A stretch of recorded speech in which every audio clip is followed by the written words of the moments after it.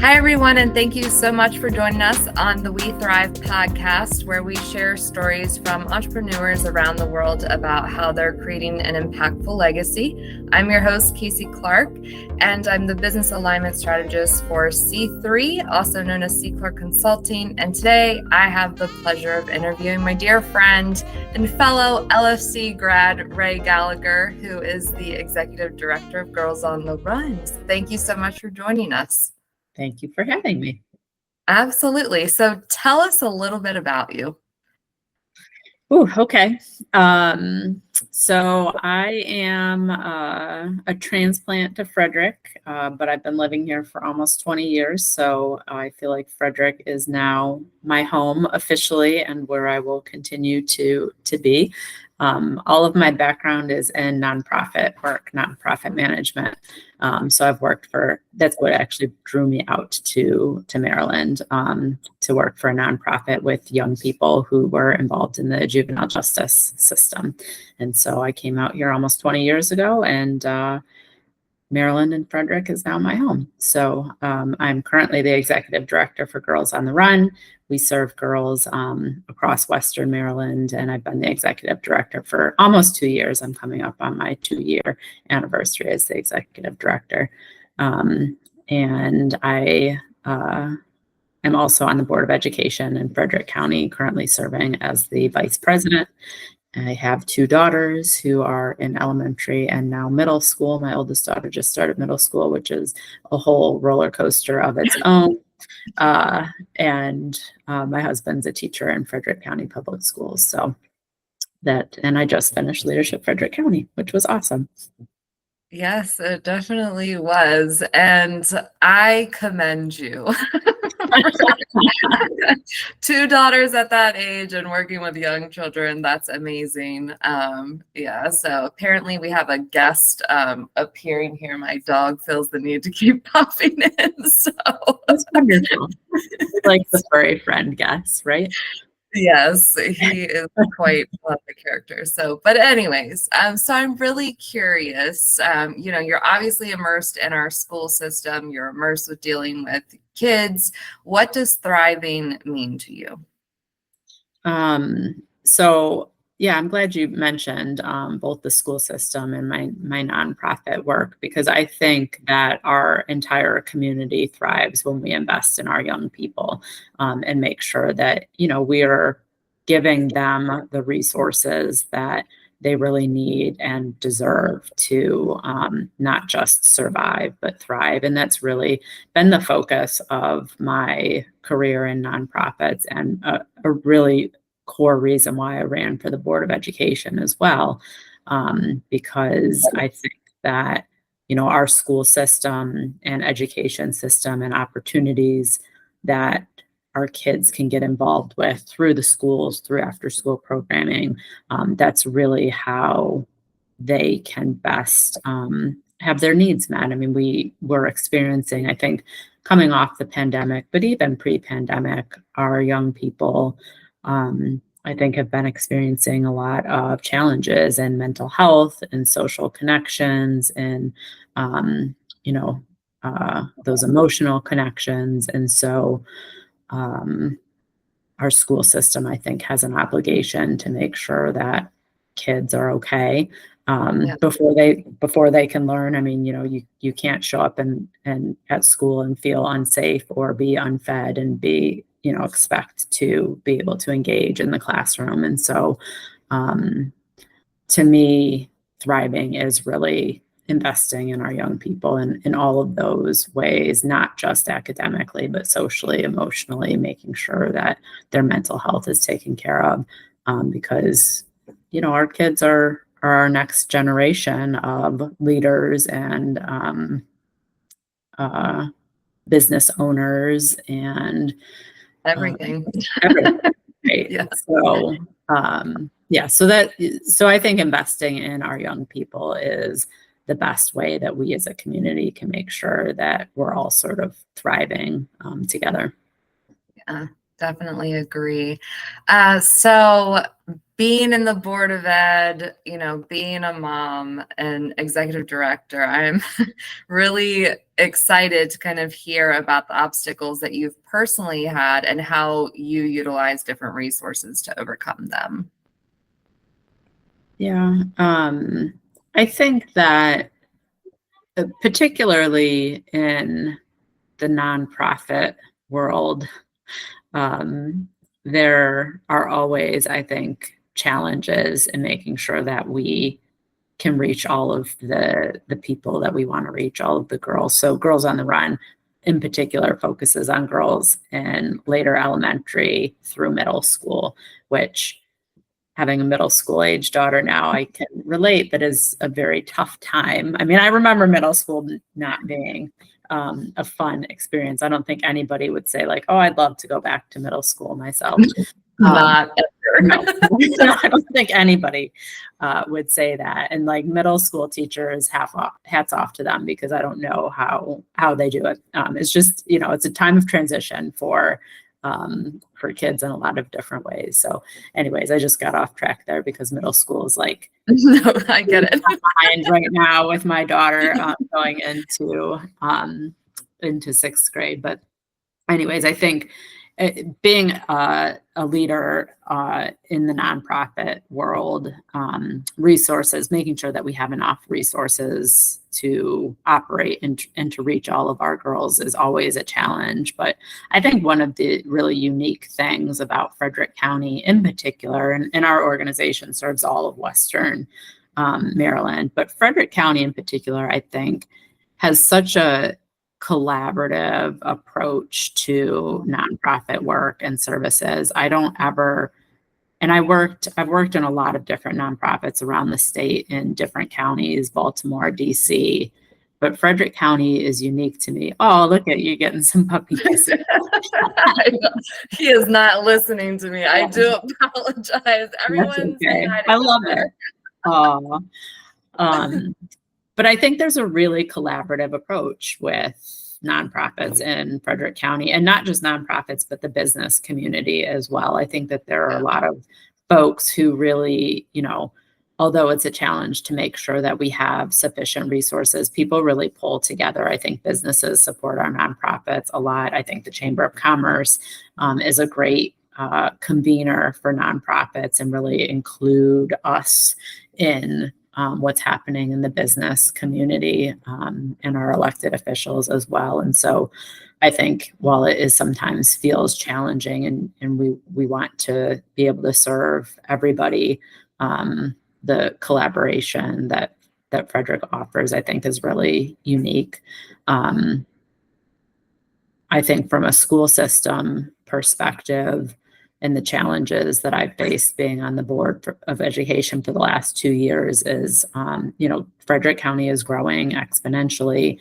We have a lot of students with a lot of different needs. We have a lot of families who are coming to Frederick because of the great school system, because of the opportunities that we have. But there's also, we can't continue to grow and meet all of the needs of those students unless we have the resources and support to be able to do that. I mean, we have many more multilingual families than, that population of families is growing exponentially, and being able to provide not just the academic support, but the support to the families who might not speak English and don't have the resources in place to fully understand what they need to do for their students in the school system.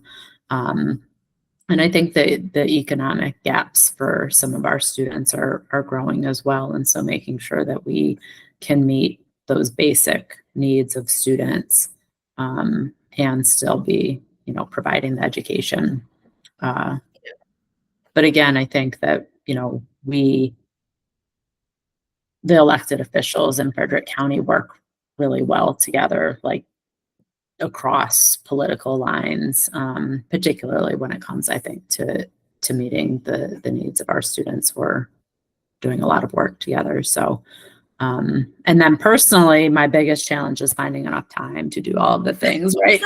like being able to prioritize between my nonprofit work and the stuff that I'd love to do within the school system, and then my family time. I mean, I think there's only 24 hours in a day, and my kids are getting more involved in after school activities and sports. And so even just, my Google Calendar is my friend, and it has like 6 different colors of things, of categories to keep me on track. But, there's just never enough time in the day, I think, to do all of the things. And so sometimes that means saying no, which is something I'm working on. One of my goals from Leadership Frederick was actually learning how to say no to some of the things, even though they're things I want to do, to make sure I have time. Yeah, that is a real thing. Like, yeah, practicing no is definitely it's a practice. It is. One that I don't know if we'll ever, perfect, but we can try. Definitely. So considering, where your daughters are in terms of their age, like they're at a critical point of learning and having things modeled for them. And of course, with you being involved in Girls on the Run, I'm really, really interested in learning about what exactly legacy means to you and how you're creating one for yourself.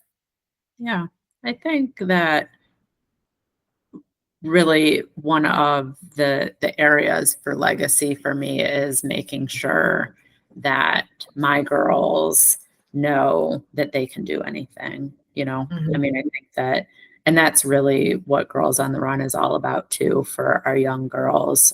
For females in particular, I think that, there's not always many examples of women in leadership positions, although that's changing more and more. But, I want my girls to see that they can put their mind to anything, and they can do that, and they can achieve that. And that's what Girls on the Run is all about. And that's, it was another reason why I ran for the Board of Education 2 years ago, was because I feel like women's voices need to be heard and uplifted, and accepted and respected at all levels, political engagement. And while I feel like the Board of Education shouldn't be a political position, because, schools are for everybody, and as they should be, those elections often become political regardless of what you might try to do. But that to me is what I would like my legacy to be, is making sure that our young girls know and can see and have examples of women who are in leadership, who have that impact on making policy decisions that take into account a woman's perspective, which, is different, I think, in many ways, a mom's perspective. And so that I hope is one of the legacies that I can leave for my daughter and for other girls in our community. Yeah, and I think that's so important. I mean, I'm in my late 30s, and just last night I was having a conversation with 2 friends who, are in their 40s and 50s, and we're talking about how, like, we're just learning certain things, of like, it doesn't necessarily have to be pretty all the time, but hey, we're out here, we're leading, we own our own businesses. And I think for you to be involved with children at such a young age is going to like make huge impacts generationally, as we progress, and kind of hit on it before, like children are really our future. So I think planting those seeds so early and being so involved in, an integral part of that is pretty admirable. Thank you. And you too, because you're in those leadership positions too. I think having girls see women business owners and leaders and say like, oh, I could do that too. Like I can turn, my passion into a career and, make a difference for others in the community. So. Yeah, absolutely. Absolutely. So if you could give anyone a nugget on how to kind of just go after what they want and the fact that they can do anything, what would that nugget be? So I think for me, it is that sometimes you just have to do it even when you're afraid, even when you're, you think you might fail. You're not sure. Sometimes you just have to take that step. that first step and then that second step, and hopefully that turns into too many steps. And you don't have to. I used to feel like I needed every detail, every piece of information before I could like make a decision or make the next step, because that's how I was most comfortable. And even just not trusting like my own voice and experience. And sometimes you just have to go for it. And that would be my nugget, is sometimes you just have to go for it. Like, be afraid and do it anyway. And, you know, I had a good friend say to me once, like, what's the worst that could happen? And so that's my measure now, is like, okay, this is something, what's the worst that could happen if this is the step that I took? And being able to say, okay, even the worst is not bad if it means I'm moving forward. Yeah, absolutely. Yeah. I had to always teach myself that like the worst they can say is no, you know, if I have to go and ask someone for something, or, you know, just move forward. And it's a hard thing. It takes a lot of courage, but it's hard. Well, and I know I hate to say no to people. And so then I'm like, you know, I think a lot of people don't like to say no. So, you know, if that's the mentality, just ask. And you're right. The worst thing is a no. And how bad could that really be? Yeah, absolutely. Yeah, definitely. So how can our listeners connect with you and or Girls on the Run to kind of follow you and see what you're up to? Yeah, so social media is always the best way to follow and connect. So we're Girls on the Run of Mid and Western Maryland. So you can find us on all of the social media links, or, you know, go to our website, which is GOTR, GOTR, midmidmd.org, which is very complicated, and probably just Google it is the easiest way if somebody's not writing it down. But yeah, we're on all of the social media channels, and our website has all of our contact information. That's the easiest way to connect and reach out and see you know, what's happening within the organization. We definitely rely heavily on volunteers, as many nonprofits do in our community. And so, you know, if there's anybody who is part of your viewership or listenership that wants to give back and work with young girls, people often hear the word run in our title and think that you have to be a runner, and you really don't. A lot of the program is actually focused on that social emotional connection. We do a lot of team building activities, connection. The girls develop a community service project together. And so, yes, there is some running, but you do not have to be a runner to volunteer with us. And many of the girls don't run, they walk or they skip and jump. And, you know, we're really focused on joyful movement, not the competition of running. So don't let the word run scare you away if you're not a runner.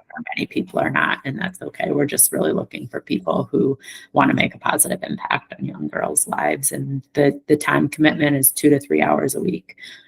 So it's really not that much. Thank you so much for sharing that. Is there anything else that you'd like to share with us today?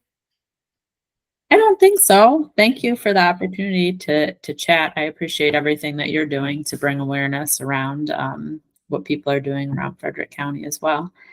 So, absolutely. that's it. Awesome. Well, thank you so much for joining us. I definitely appreciate it. Thank you, Casey. Yes, you're welcome. And I'd also like to thank our music sponsor, Stephen Lamar Moore, who created the music for our podcast. So thank you to all of our listeners, and enjoy your day.